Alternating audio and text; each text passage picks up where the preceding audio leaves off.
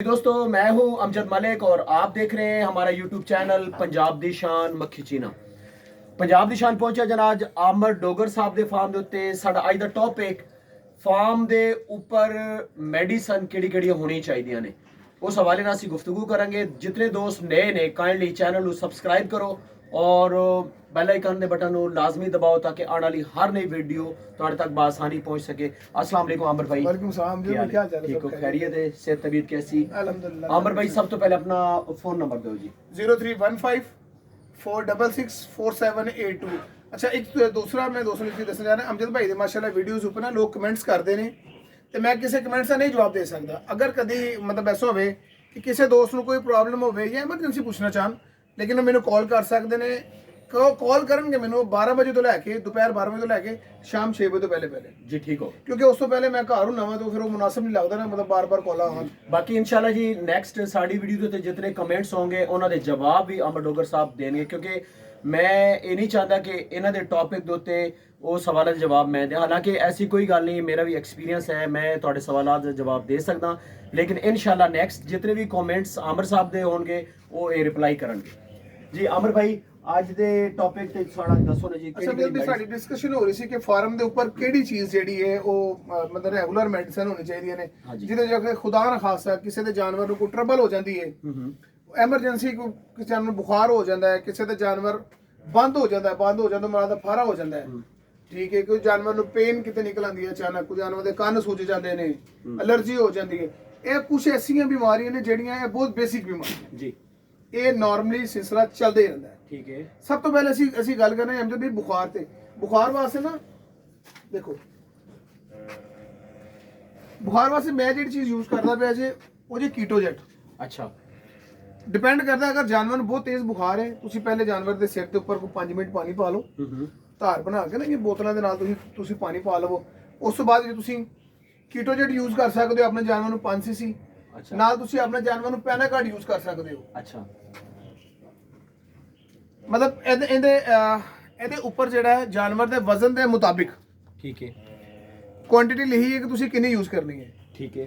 ਤੁਸੀਂ ਕੀਟੋਜੈਟ ਲਗਾਉਣਾ ਹੈ ਨਾਲ ਤੁਸੀਂ ਪੈਨਾਕਾਰਡ ਲਗਾਉਣਾ ਹੈ ਆਪਣੇ ਜਾਨਵਰ ਦੇ ਵਜ਼ਨ ਦੇ ਮੁਤਾਬਿਕ। ਮੈਂ 5 cc ਕਹਿ ਦੇਗਾ, ਕੋਈ ਬੱਚੇ ਨੂੰ 5 cc ਲਗਾ ਦੇਗਾ ਤੇ ਉਹਦੇ ਵਾਸਤੇ ਅੱਛੀ ਗੱਲ ਨਹੀਂ ਨਾ ਜੀ, ਠੀਕ ਹੈ। ਉਸ ਤੋਂ ਬਾਅਦ ਤੁਸੀਂ ਜਾਨਵਰ ਦਾ ਬੁਖਾਰ ਦੁਬਾਰਾ 1-1.5 ਘੰਟੇ ਬਾਅਦ ਤੁਸੀਂ ਦੁਬਾਰਾ ਫਿਰ ਚੈੱਕ ਕਰਨਾ ਤੇ ਇਨਸ਼ਾਅੱਲਾ ਤਾਲਾ ਤੁਹਾਡਾ ਜਾਨਵਰ ਨਾਰਮਲ ਹੋ ਜਾਏਗਾ।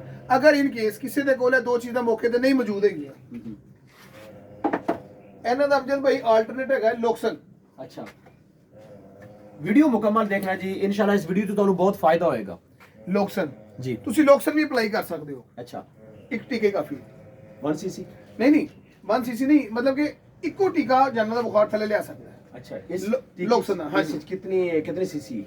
ਇਹਦੇ ਬੇਸਿਕਲੀ 50 cc ਤਾਂ ਠੀਕ ਹੈ। ਅੱਛਾ, ਲੇਕਿਨ ਇਹਦੇ ਜਾਨਵਰ ਦੇ ਵਜ਼ਨ ਦੇ ਮੁਤਾਬਕ ਮਤਲਬ ਉੱਪਰ ਪੂਰਾ ਲਿਖਿਆ ਹੁੰਦਾ ਹੈ ਨਾ, ਇਹ ਦੇਖੋ ਨਾ ਜੀ, ਮਤਲਬ ਕਿ ਘੋੜੇ ਬੱਕਰੀ ਪੂਰਾ ਲਿਖਿਆ ਹੈ ਉੱਪਰ ਕਿੰਨਾ ਲਗਾਣਾ ਹੈ। ਇਹ ਜੀ ਲੋਕਸਨ, ਠੀਕ ਹੋ ਗਿਆ। ਲੋਕਸਨ ਤੁਸੀਂ ਇਸਤੇਮਾਲ ਕਰ ਸਕਦੇ ਹੋ। ਅਗਰ ਇਹ ਵੀ ਨਹੀਂ ਮੌਜੂਦ ਹੈਗਾ, ਅੱਛਾ, ਹਰ ਚੀਜ਼ ਦਾ ਨਾ ਇੱਕ ਆਲਟਰਨੇਟ ਮੌਜੂਦ ਹੁੰਦਾ ਵੇ।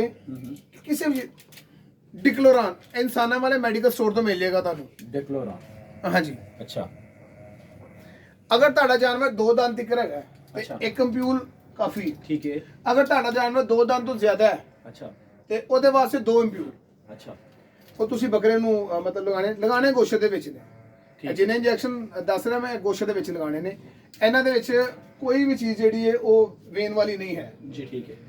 ਉਹਦੇ ਜਦੋਂ ਤੁਸੀਂ ਇਹ ਜਾਨਵਰ ਲਗਾ ਦੋਗੇ 10-15 ਮਿੰਟਾਂ ਦੇ ਵਿੱਚ ਤੁਹਾਡਾ ਜਾਨਵਰ ਜਿਹੜਾ ਨਾ ਬੁਖਾਰ ਥੱਲੇ ਕਰ ਜਾਏਗਾ ਜੀ।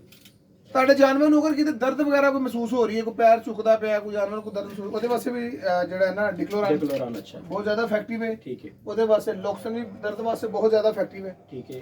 ਅਗਰ ਤੁਸੀਂ ਸਿਰਫ ਡਿਕਲੋਰਾਨ ਲਗਾਉਣਾ ਹੈ ਜਾਨਵਰ ਦਰਦ ਵਾਸਤੇ, ਉਹਦੇ ਨਾਲ ਤੁਹਾਨੂੰ ਪੈਨਾਕਾਰਡ ਜ਼ਰੂਰੀ ਲਗਾਉਣਾ ਪੈਣਾ। ਬੇਸਿਕਲੀ ਪੈਨਾਕਾਰਡ ਸਟੀਰਾਇਡ ਹੈ। ਅੱਛਾ, ਇਹ ਜਾਨਵਰ ਦੀ ਅਗਰ ਕੋਈ ਮਤਲਬ ਸਵੈਲਿੰਗ ਹੈ ਨਾ, ਇੰਟਰਨਲ ਉਹਨੂੰ ਕੋਈ ਸਵੈਲਿੰਗ ਹੈ, ਉਹਦੀ ਹਰ ਚੀਜ਼ ਨਾਰਮਲ ਕਰ ਦੇਗਾ। ਅੱਛਾ, 3 ਦਿਨ ਅਪਲਾਈ ਕਰੋ। ਕੋਈ ਵੀ ਮੈਡੀਸਿਨ ਨੂੰ 3 ਦਿਨ ਲਾਜ਼ਮੀ ਦਿਓ। ਅਸੀਂ ਕੀ ਕਰਨੇ ਆ, ਅਸੀਂ 1 ਦਿਨ ਦਿੱਤੀ, ਸਾਡੇ ਜਾਨਵਰ ਨੂੰ ਫਰਕ ਪੈ ਗਿਆ, ਅਸੀਂ ਸਟਾਪ ਕਰ ਦਿੰਦੇ। ਨਹੀਂ, ਅੱਛਾ, ਕੋਰਸ 3 ਦਿਨ ਦਾ।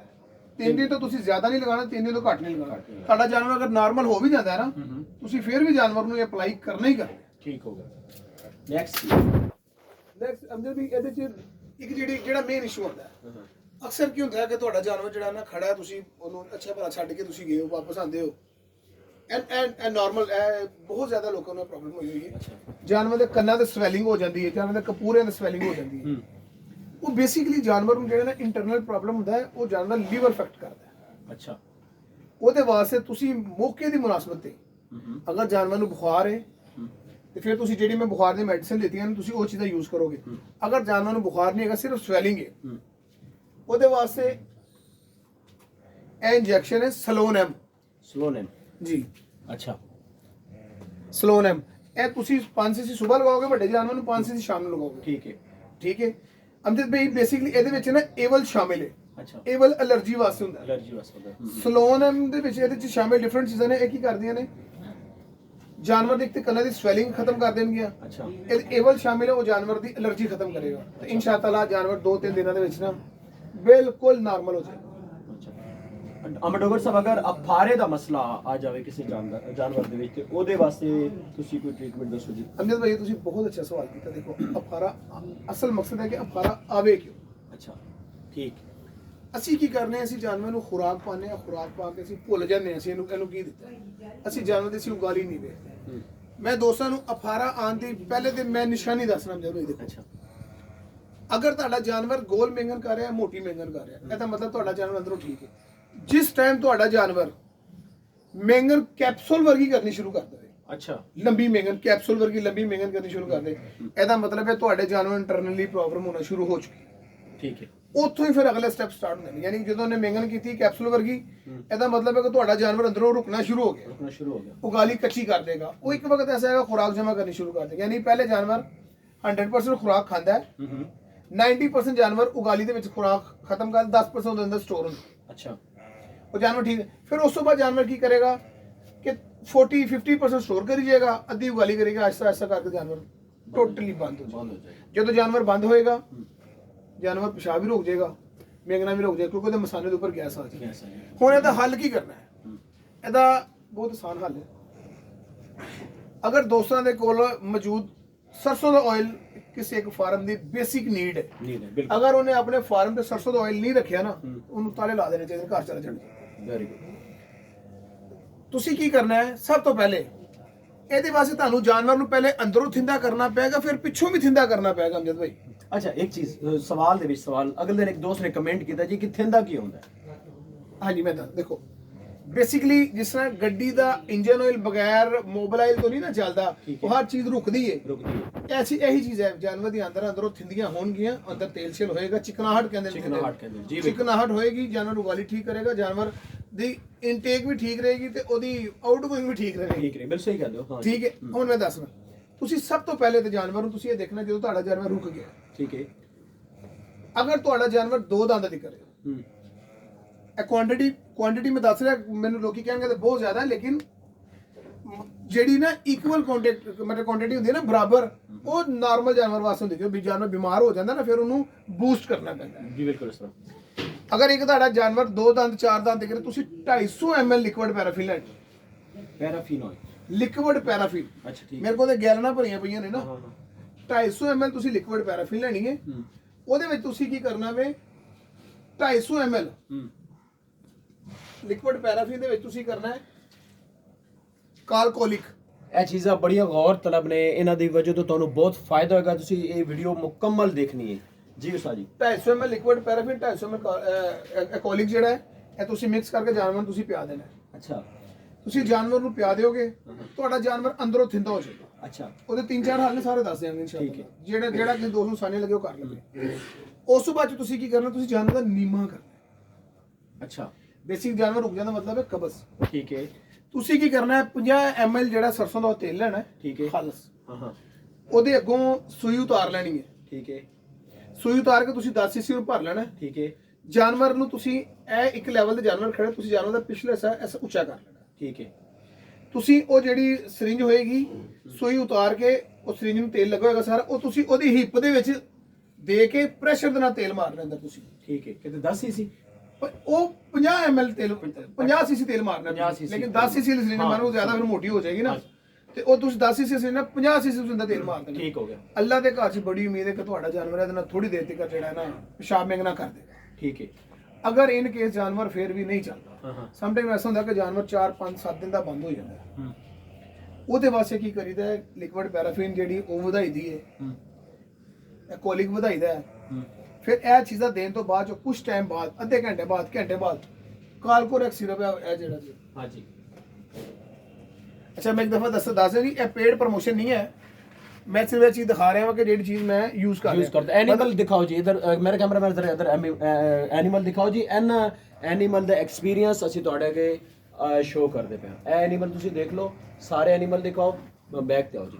ਇਹਨਾਂ ਐਨੀਮਲ ਦਾ ਐਕਸਪਰਟ ਨੇ ਜਿਨ੍ਹਾਂ ਦੇ ਕੋਲ ਅਸੀਂ ਆਏ ਹਾਂ, ਔਰ ਇਹ ਚੀਜ਼ਾਂ ਤੁਹਾਨੂੰ ਸਿੱਖਣ ਵਾਸਤੇ ਇਨਸ਼ਾਅੱਲਾ ਤੁਹਾਡੇ ਐਨੀਮਲ ਤੇ ਫਾਇਦਾ ਹੋਏਗਾ ਜੀ। ਉਸਤਾਦ ਜੀ ਕੰਟੀਨਿਊ ਦੇਖੋ ਨਾ, ਕਾਲਕੋਰੈਕ ਸਿਰਪ ਹੈ। ਅੱਛਾ, ਇਹ ਤੁਸੀਂ ਕੀ ਕਰਨਾ ਹੈ, डिपेंड करता जानवर वेट के मुताबिक उसे तो पूरी बोतल ही पैनी पे। ठीक है। जिन्नी ये बोतल होएगी, अगर तुसी मतलब जानवर दोंदा चोगा है, अफारे की कंडीशन होती है ना, किसी बहुत ज्यादा हो जाता है, किसी थोड़ा घट हो जाता है। ठीक है।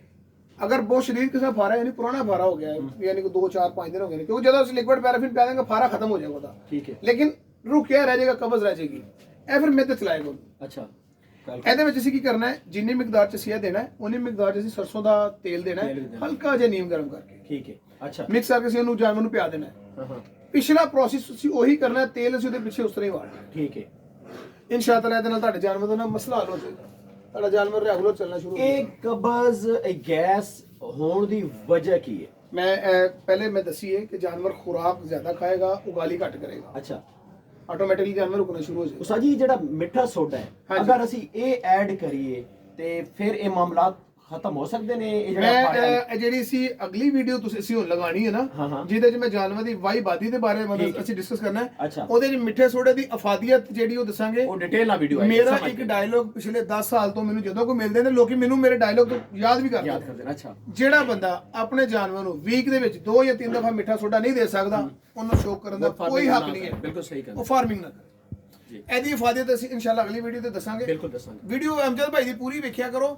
देखो ਅਸੀਂ ਇਹ ਚੀਜ਼ਾਂ ਸਿੱਖਣ ਵਾਸਤੇ ਪਤਾ ਨਹੀਂ ਕਿੱਥੇ ਜਾਂਦੇ ਰਹੇ ਹਾਂ। ਅੱਜ ਅੱਲਾਹ ਤਾਲਾ ਨੇ ਸਾਨੂੰ ਇਸ ਕਾਬਲ ਬਣਾ ਦਿੱਤਾ ਹੈ ਕਿ ਅਸੀਂ ਲੋਕਾਂ ਦਾ ਫਾਇਦਾ ਕਰ ਲਈਏ ਤੇ ਫੀ ਸਬੀਲਿਲlah।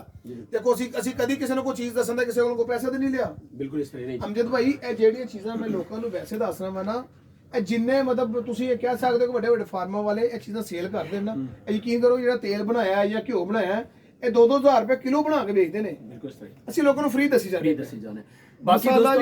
ਬਾਕੀ ਦੋਸਤੋ ਤਕਰੀਬਨ ਮੈਂ 3 ਘੰਟੇ ਜਿੱਥੇ ਪਹੁੰਚਿਆ, ਪਹਿਲੇ 1 ਘੰਟੇ ਚ ਪਹੁੰਚ ਜਾਂਦਾ ਸੀ ਹਰਬੰਸਪੁਰੇ ਦੇ ਇਲਾਕੇ ਚ। ਅੱਜ ਸਟ੍ਰਾਈਕ ਹੈ ਲਾਹੌਰ 24 ਨਵੰਬਰ ਤੇ ਉਸਨੇ ਬਾਵਜੂਦ ਮੇਰੀ ਕੋਸ਼ਿਸ਼ ਕਿ ਯਾਰ ਅੱਜ ਸੰਡੇ ਤੇ ਕੋਈ ਅੱਛੀ ਟੌਪਿਕ ਦੇ ਉੱਤੇ ਵੀਡੀਓ ਬਣਾਈ ਜਾਏ ਤਾਂ ਕਿ ਤੁਹਾਨੂੰ ਫਾਇਦਾ ਹੋਵੇ। ਸਾਡਾ ਮਕਸਦ ਹੋਰ ਕੋਈ ਨਹੀਂ, ਸਾਡਾ ਮਕਸਦ ਸਿਰਫ ਇਹ ਹੀ ਹੈ ਕਿ ਸ਼ੌਕੀਨ ਦੋਸਤਾਂ ਨੂੰ ਸਾਡੀ ਵਜ੍ਹਾ ਤੋਂ ਫਾਇਦਾ ਹੋਵੇ। ਔਰ ਯਕੀਨ ਕਰੋ, ਇਤਨੀ ਤਜਰਬੇ ਵਾਲੀ ਗੱਲਾਂ ਮੈਂ ਪੂਰਾ ਪਾਕਿਸਤਾਨ ਫਿਰਿਆ, इतना नचोड़ किसी बंदे ने आज तक मैंने नहीं दसिया कि मैं अपने दोस्तों तक फॉरवर्ड कर सका। अमर डोगर साहब की बड़ी मुहब्बत है। असी इस टॉपिक में इतने क्लोज करते हैं, मिलते हैं नेक्स्ट खूबसूरत जो टॉपिक देना। अपनी दुआवां याद रखना और हर वीडियो दे विच कमेंट लाजमी करे करो जी। जी मैं कहना चाह रहा जेडी नेक्स्ट वीडियो असी बनानी है जी, और मैं दोस्तों दस देना। देखो जी, दोस्त मेरे को सवाल पूछते तुसीं अपने जानवर नूं मल्टीविटामिन विच की दिंदे हो तुसीं?